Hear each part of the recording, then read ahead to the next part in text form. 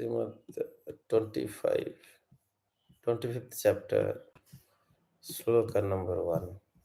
Maitreya Uvacha. Maitreya Uvacha iti sandisya bhagavan barhiṣadaire abhipujitaha pasyatam rajaputranam tatraiva antardadhe harehe. Maitreya Uvacha iti sandisya bhagavan barhiṣadaire abhipujitaha pasyatam rajaputranam tatraiva antardadhe hareha. Maitreya Vacha iti sandisya bhagavan barhiṣadaire abhipujitaha pasyatam rajaputranam tatraiva antardadhe hareha. Synonyms. Maitreya Vacha, the great sage Maitreya continued to speak.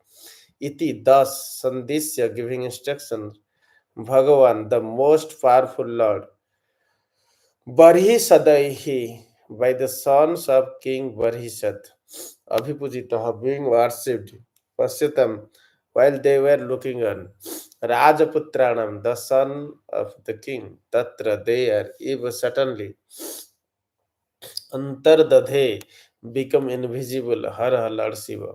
Translation. The great sage Maitreya continued speaking to Vidura. My dear Vidura, in this way Lord Shiva instructed the sons of King Barhiṣat. The sons of the king also worshipped Lord Shiva with great devotion and respect. Finally, Lord Shiva became invisible to the princess. Purport. This chapter contains a great lesson concerning the monarchical kingdom in the days of yore. When King Barhiṣat was considering retiring from the royal duties, he sent his sons to perform austerities in order to become perfect kings for the welfare of the citizens. At the same time, King Barhiṣat was being instructed by the great Sage Nārada about the material world and the living entity who wants to enjoy it. It is therefore very clear how the king and princess were trained to take charge of kingdom. Welfare activities for the benefit of the citizens were aimed at understanding the supreme personality of Godhead. The human form of life is especially meant for understanding God, our relationship with Him, and our activities in His service. Because the king took charge of the spiritual educations of the citizens, both the king and the citizens were happy in Krishna consciousness. We should remember that the monarchical hierarchy of Prācīnabarhiṣat comes from Maharaja Dhruva, a great devotee of the Lord and the most celebrated disciples of Narada Muni. King Prācīnabarhiṣat was then too much engaged in fruitive activities due to performing different types of yajnas.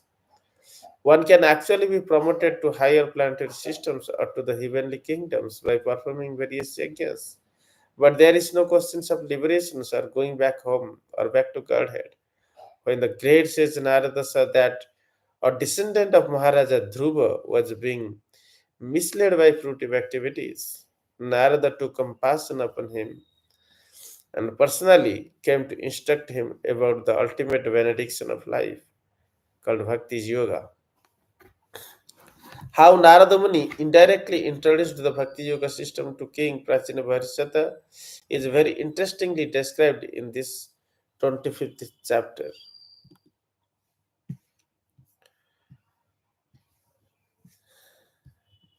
4.25.2 रुद्रगीतं भगवतः स्तोत्रं सर्वे प्रचेतसः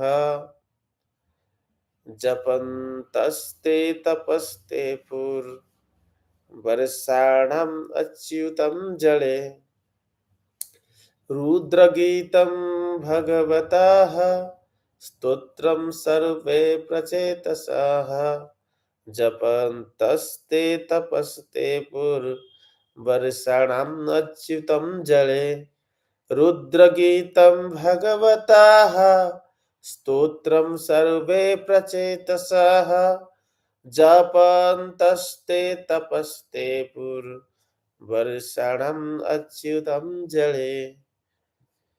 Synonyms.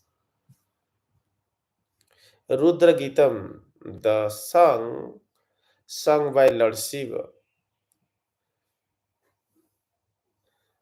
Bhagavataha, of the Lord. Stotram, prayer. Sarve, all. Pracetasaha, the princess known as Pracetās. Japantaha, reciting. Te, all of them. Tapataha, austerity. Tepuhu, executed. Varshanam, of the years. Achitam, 10,000. Ayutam, 10,000. Jale, within the water. Translation. All the Prachitas princes simply stood in the water for 10,000 years and recited the prayers given to them by Lord Shiva. Of course, in the modern age, one may be amazed how the princess could stand in the water for 10,000 years. However, living within air or living within water is the same process. One simply has to learn how to do it.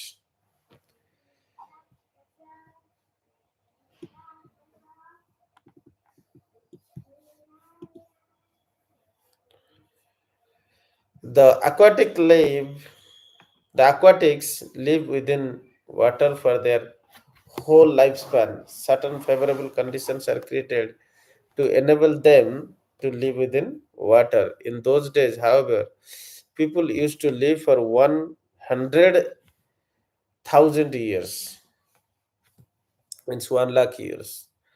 Out of so many years, if one could spare 10,000 years for the sake of austerity, he would be assured of success in his future life. This was not very astonishing.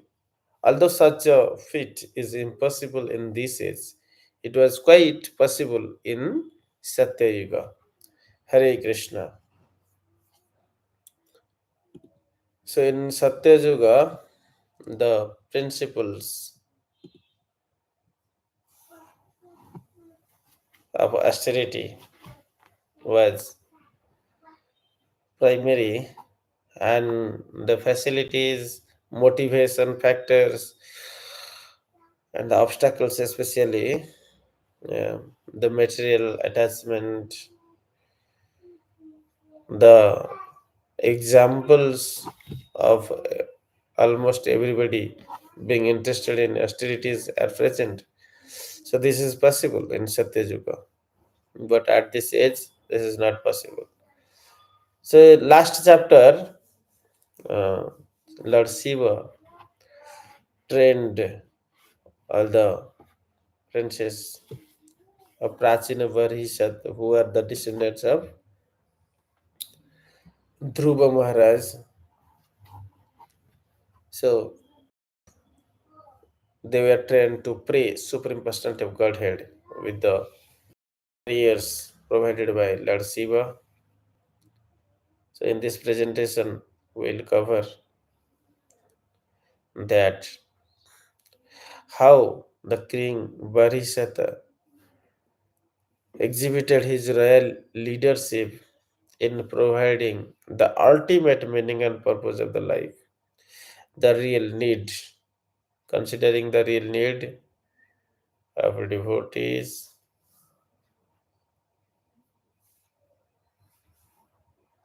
He presented the truth, the guidance of Sage Nārada, how to counter materiality versus spirituality.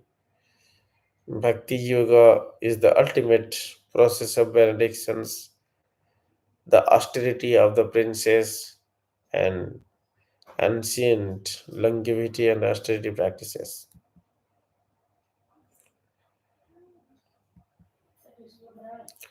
So retirement. Everybody is worried for the future after he retire some specific age. The human form of life are meant to do some activities or karma to gain material wealth and buy the necessary objects and comforts of living. But the whole human society is running after the comforts only. Comforts for the body, for the life of the family, family life, children's, wife or husband, like that. Planning their comfort is part of the duty of every human being. Being a king uh, have the similar duty for all the citizens. But too much planning before retire,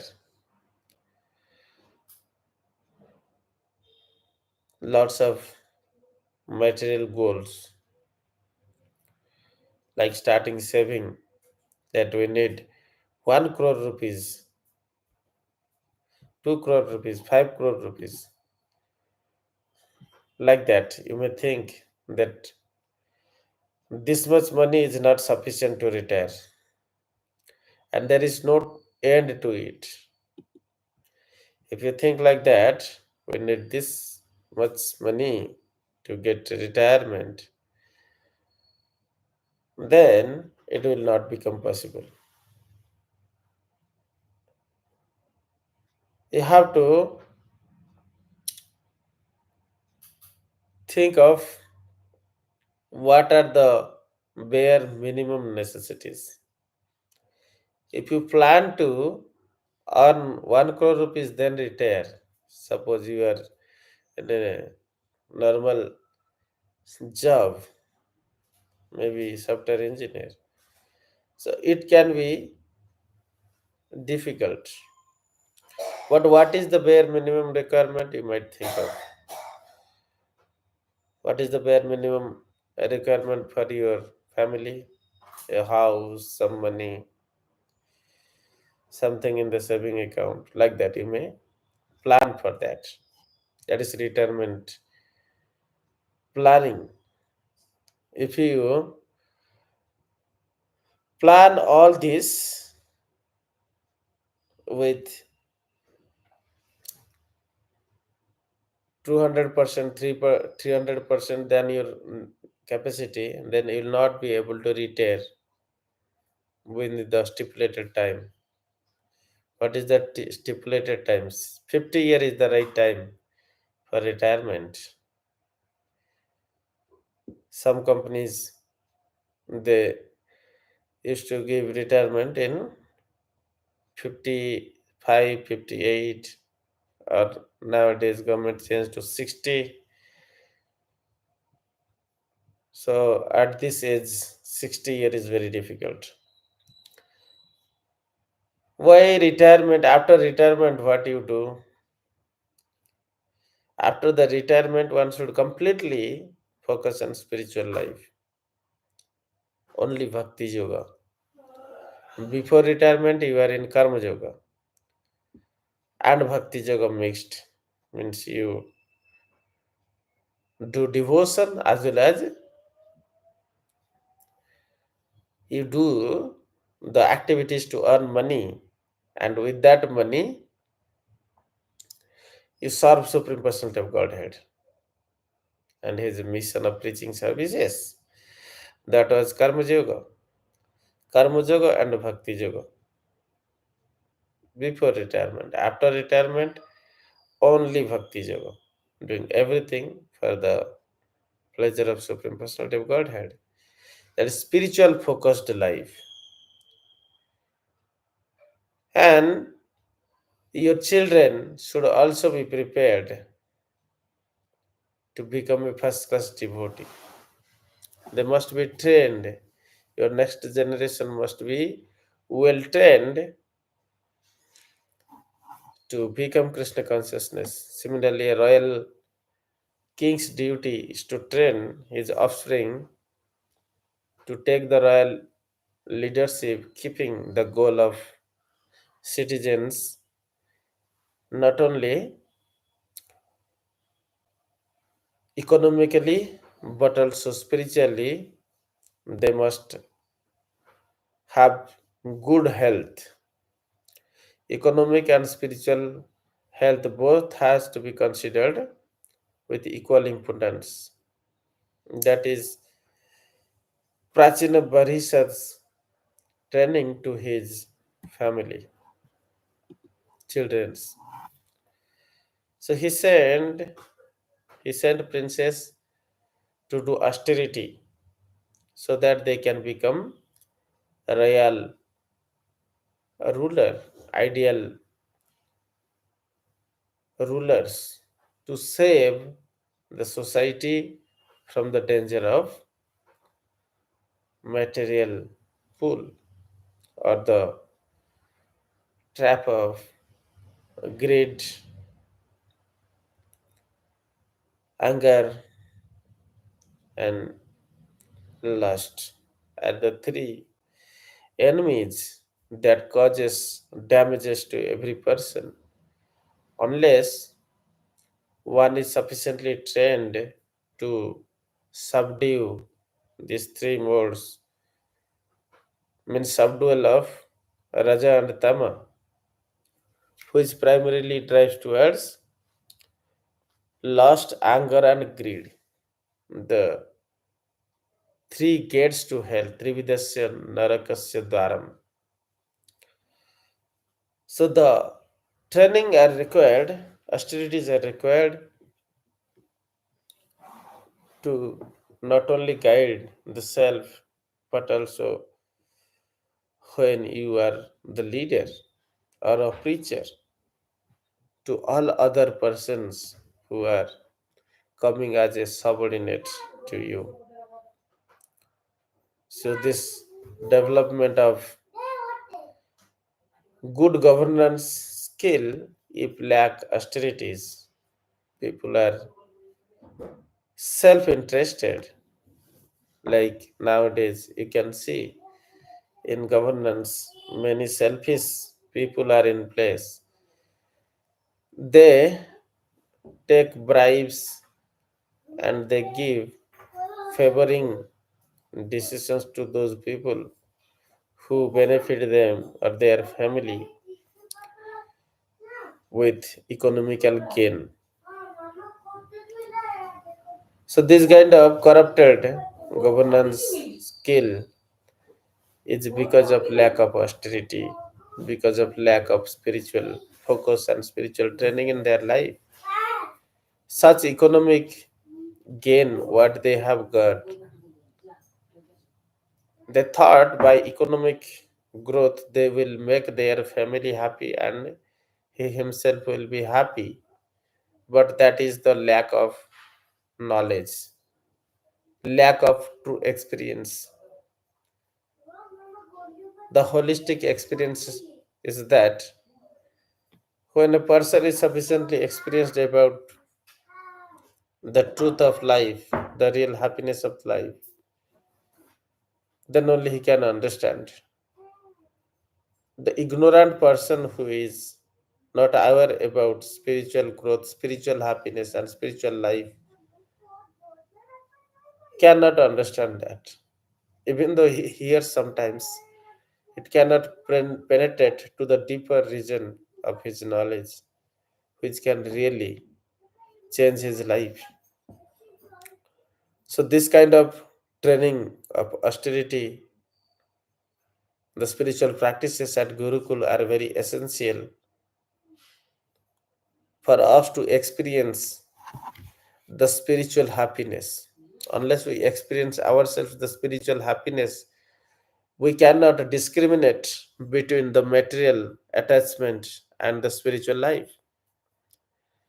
Due to lack of discriminations, there is no vision of a higher happiness or higher experience of spiritual happiness in the common men, and they are interested in only the material hankerings or material happiness, so they can go down to the sinful life. They take bribes, they only think economic growth is the only way to get happiness, and for that they can do any kind of sins. So it is important that proper training and austerities of spiritual life be presented to them. In common people, it is understood that austerity is painful, but austerity is not painful. Austerities are pleasurable. Austerity might appear to be difficult for the body. Those who are too much engaged in bodily happiness, they see austerity as a troublesome process. But those who are practiced into austerities, they get regulation on the senses. They are trained how this body can generate happiness. Austerities are not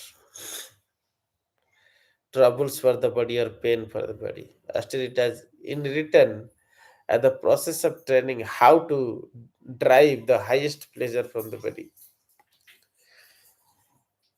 by guiding it to the real source of happiness, Atma Ananda, the pleasure that has to be derived from Supreme Personality of Godhead, Satchit Ananda.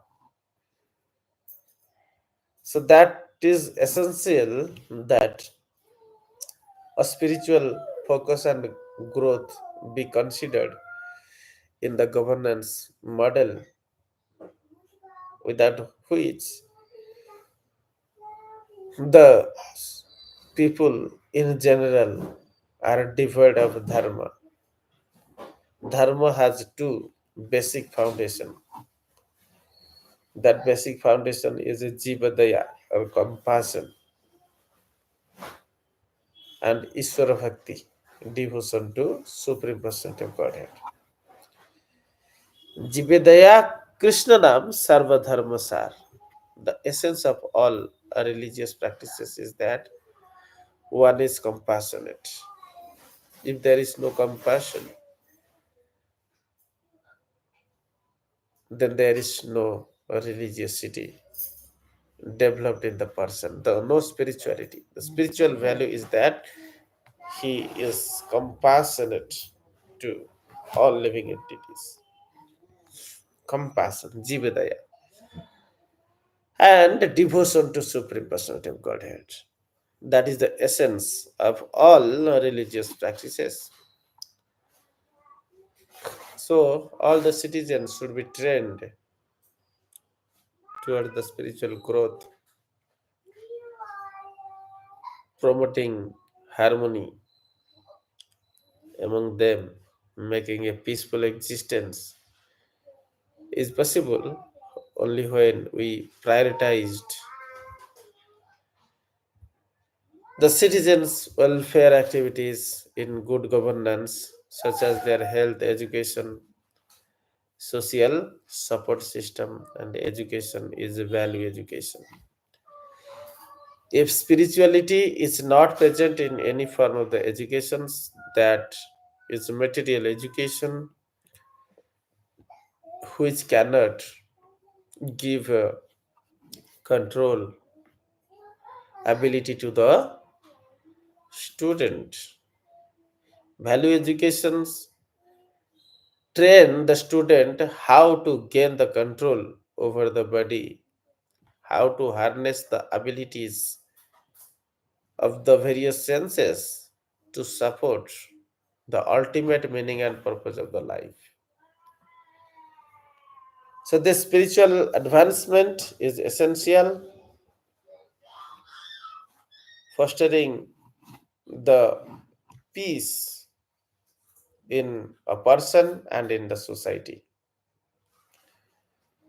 Without focusing individual level peace by imparting spiritual education and scientific education in the model of value education system, we cannot foster individual peace and communal peace or communal cohesion in society that can move toward peace and harmonious state altogether. So, spirituality is the most important point at the present moment our society needs, and that we should frame in proper training system called value education. With this, we can bring the change in the society. Sage Nārada guided how one can be aware of the transient nature of material existence, and same time one must be encouraged about detachment from these material belongings, because when there is a guarantee that in one point of time you will be forcefully detached from all such material belongings at the time of giving of this body, then why not you yourself get trained into this detachment process, and once something is taken away from you, you remain peaceful, and how you remain happy, like something is with you. If you are deprived of that, your hankering for that is due to long run attachment, asakti. So this attachment must be countered by the spiritual training, by encouraging austerity and detachment, because this attachment is the source of all unhappiness or miseries, and detachment which are trained to a spiritual person is the source of all kind of happiness, even though he is deprived of every belongings such that happens at the time of giving up the body. Raja Harishchandra was the best example of how he was trained of detachment. Even though he lost his kingdom, he could not arrange dress for his wife and children. They all suffered to the pettiest possible conditions in the material world, yet they were fully trained with a detachment and never affected by losing the material belongings. Yet they were so peaceful with the spiritual value. We must learn from the story of Raja Harishchandra that how one can be trained to counter the nature of material world, that gradually it snatches away all that we love, all that we run after. So attachment are the cause of pain, because nothing is permanent in the material world. All that we like so much in someday will go away. So let's be trained in the process of detachment, दैवी इच्छा କିଛି କାର୍ଯ୍ୟ କରିତେ ନା ପାରେ। ମାନବର ପ୍ରଚେଷ୍ଟା ଦୈବୀ ଇଚ୍ଛା ବିରୁଦ୍ଧେ, when we try to endeavor something against the divine plan, we are really helpless. We cannot do anything when there is a divine plan. We cannot counter it. So the process is that we have to match with the divine plan, giving up the attachment, ready to pair with the plan of God. Then we'll become happy. Sometimes we cannot understand what is the plan of God. So we act in a way, but when the outcome comes, we should not remain unhappy because the outcome or the result is always driven by the plan of God. So then, knowing the result, you accept the result. It may not be the same what you expected or you planned. It can be different, and you change yourself, accommodate yourself, become agile to fit yourselves to the result provided by God or the plan of God. It might be snatching all that you love after or all that you are so much attached to. But when you learn this process of detachment through the process of bhakti, then you will not be suffering such changes as you planned by the divine plan of God. So, this is essential that we learn the science of austerities and practicing the ultimate goal as liberation from this material desires and attachment is the ultimate goal of life, because only that can make us everlasting happy. Otherwise, this material desires and attachment will create pain, pain, and pain. So, this training has been imparted how to understand Supreme Personality of Godhead by royal kings like Yudhishthira Maharaj, Janaka Maharaj, Maharaja Pruthu, so many stories of the great devotees, and the royal king we have heard, or Bhagavan himself as a Ramachandra, given us the example how a royal kingdom be maintained, knowing the ultimate meaning and purpose to understand and establish the relationship with Supreme Lord. Those who can establish the relationship with Supreme Personality of Godhead, they can remain happy and they are fulfilling the bounded duty of the conditioned soul.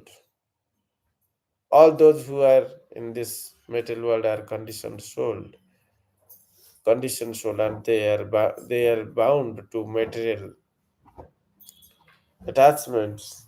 And when practicing devotion, they can be freed from material bondages.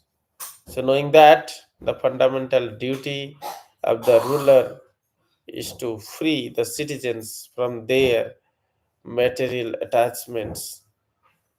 So, nowadays, this kind of rulers, especially politicians, they do the reverse.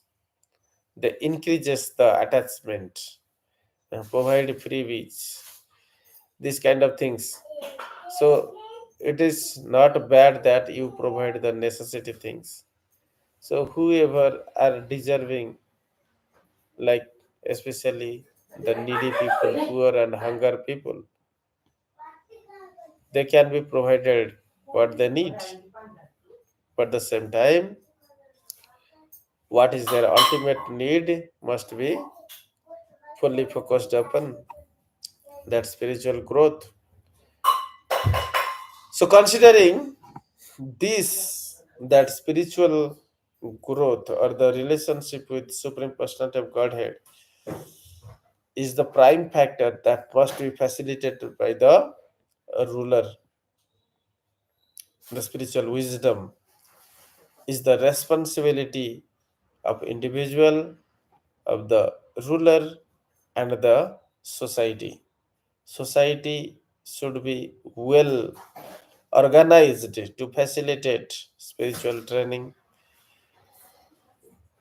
and the king should plan well about the education system, how to educate people in the value education system and the vocational education system, where one is trained to engage in certain occupation to earn money, and in that occupation he must not indulge in wrong mean of gambling to earn money.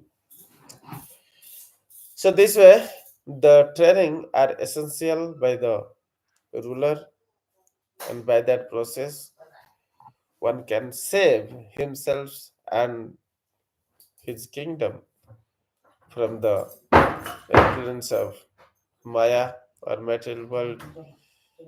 The people, in essence, can remain happy in this world and go back Godhead after they give up their body. Hare Krishna. Any questions?